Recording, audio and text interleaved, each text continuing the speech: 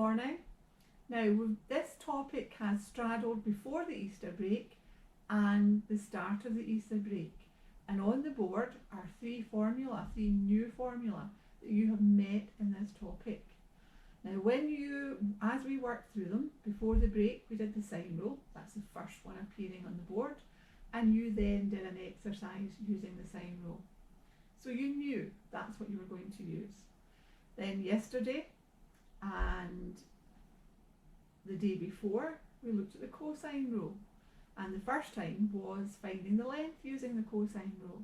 And you then did a whole exercise on using that formula. So there was no choice to be made. You knew you were practicing that formula.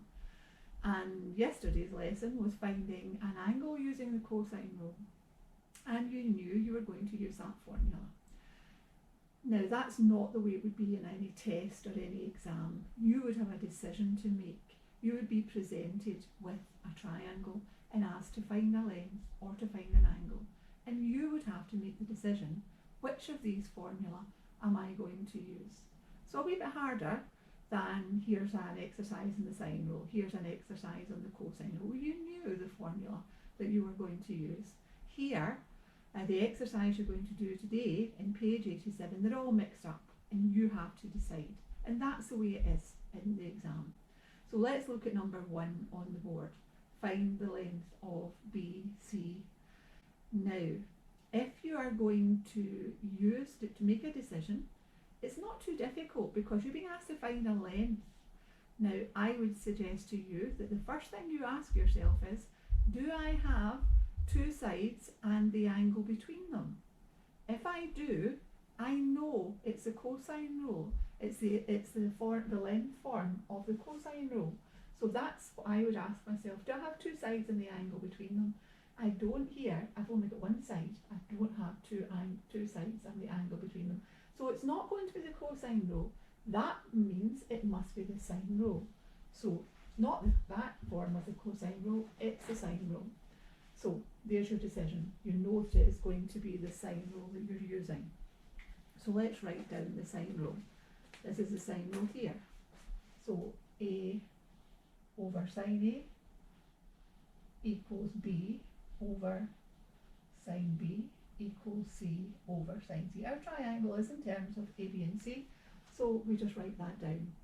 Now let's see what we have. We're being asked to find the length of BC, and that is side A. Let's leave all the other sides. And we're being asked to find A, so this is what we're trying to find. I'm going to mark that with a question mark. We have angle A, we have side B, and we have angle B. So that's the part we're going to use. A over sine A equals B over sine B. You can look back at this video again. That's the good thing about these. You can look back again and again. So let's put in what we have. We're trying to find A. So A over sine A over sine 43 degrees is equal to B, 15, over the sine of 50. Now, if you look back, you'll see that we were told to cross multiply there. That would be A times sine 50 degrees is equal to 15 times sine 43 degrees. Then we want to undo multiplying by sine 50, so we divide both sides by sine 50. A is equal to 15 times the sine of 43 divided by the sine of 50 degrees. Now you can just enter that straight into your calculator. 15 times the sine of 43 divided by the sine of 50. And put that into your calculator and you should get 13.354284446. And again, if we want to round that to three significant figures, 1, 2, 3, lies between 13.3 and 13.4, closer to 13.4, so 13.4 centimetres. That's number 1 done. Okay, let's look at example 2. On the board here we have triangle PQR, and you're being asked to find angle QPR. So let's first of all identify that angle QPR. So So this is what we're being asked to find, this angle here. Now, it's not a length this time, it's an angle. So it won't be this one, that's to find a length. So to find an angle, it's either going to be this one or this one. Now again, you have to realise that to find the cosine, use the cosine rule to find an angle, you have to have all three sides. Now that should be fresh in your mind, that's what we did yesterday. So when you have to find an angle, you ask yourself, do I have all three sides? And if the answer is no, that eliminates that one. It can't be that. So it has to be, again, it's the sine rule. So you go to your formula sheet, and your formula sheet would have A over sine A equals B over sine B equals C over sine C. But our triangle isn't ABC, it's PQR. So it would be P over sine P equals Q over sine Q equals R over sine R. So that's the first thing. You have to make a decision, which of these formula am I going to use? So that's really important, otherwise you'll get no marks. So we've made our decision, it's the sine rule, P over sine P equals Q over sine Q equals R over sine R. Now, let's see, we're being asked to find angle P, so this is what we're being asked to find. Question mark there. Do we have side P? Yes, we do. This is P here. So we have side P, we have angle Q, and we have side Q. So this is the part we're going to use. P over sine P equals Q over sine Q. Now, all we have to do is put our values in. P is equal to 24. So 24 over sine P, that's what we're trying to find, is equal to Q, 40 over the sine of Q, sine of 100 degrees. And exactly as before, we're going to cross multiply. Now, I'm going to do this, 40 times sine P is equal to 24 times sine 100 degrees. Now, it's sine P we want to get in its own, so we're going to undo multiplying by 40 by dividing both sides by 40. If we divide this side by 40, it takes us back to sine P. So sine P is equal to 24 times sine 100 degrees all over 40. You then lift your calculator and put that information into your calculator. So lift your calculator and do that, and you would find that the sine of P is equal to 0.590884631. Now that's the sine of P. Remember, to get P, we would use the inverse sine button.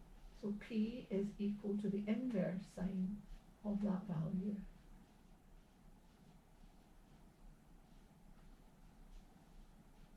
So pick your calculator, inverse sine of that value, and you would get 36.219811094. Now your answer in your book is asking for three significant figures, 1, 2, 3. So to one decimal place, 36.2 degrees. So that's the size of the angle. Now I hope you recognise 1 and 2. They came from the quiz that I placed in Microsoft Teams before the Easter break. Now if 1 or 2 of you haven't finished that, you've still got the opportunity to do this. Like I said yesterday, really difficult times, but you've got an excellent opportunity here. You can play back those videos, look at them again. But the focus of today's exercise is, which of these three do I use? Now I've chosen 2 from your quiz before the break to go over. I haven't included the 2 formula we used yesterday. But to use those, remember, it's those I would always start with thinking. If you're asked to find a length, you would ask yourself, do I have the 2 sides and the angle between them? It's a cosine rule if that's the case. If not, then it has to be the sine rule. If you're asked to find an angle, do I have all 3 sides? If the answer is yes, then it's a cosine. If the answer is no, then it has to be the sine rule. So I've chosen 2 from the quiz before the break. For the 1 or 2 of you that's still to do that, you can do it. You can still do it and submit it to me for marking. And if I have marked it and got it back to you and you've not got it correct, have another shot at it. These are the 3 new formula that you have met. Now you had another formula given to you in this chapter as well, which was new and which appears in the formula sheet, and it's on the board now. And it wasn't to do with working out the length of an angle or working out the length of a side.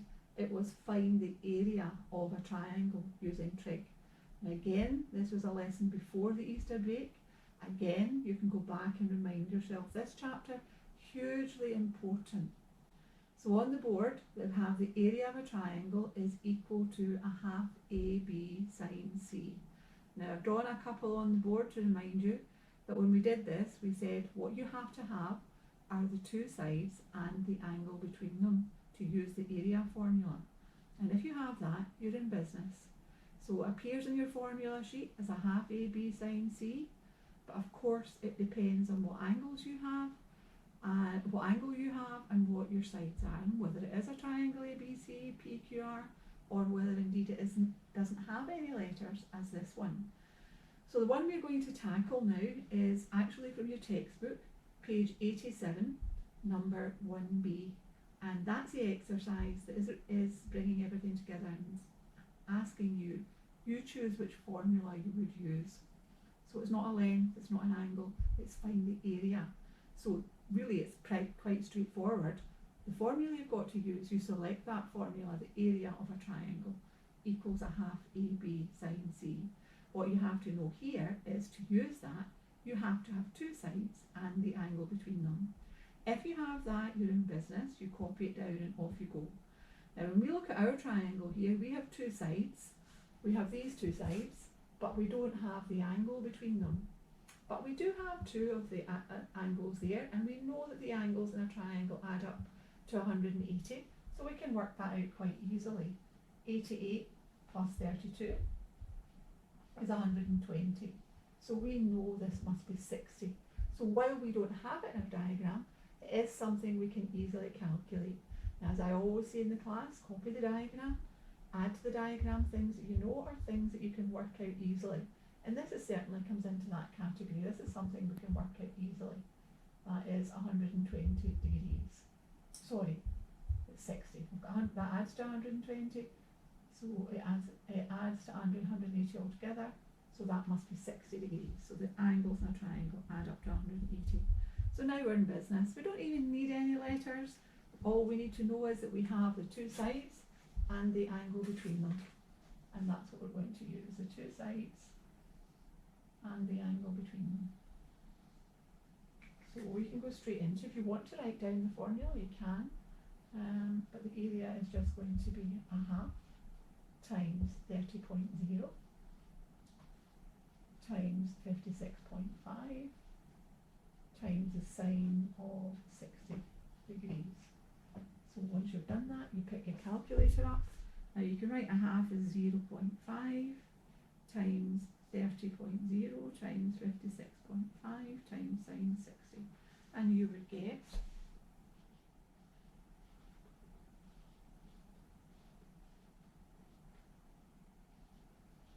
again, this whole exercise is asking you to round to 3 significant figures, your first, your second, your third. So this time it's asking us 3 significant figures would be to the nearest whole number, 733.95. So it is going to be 734 square centimetres.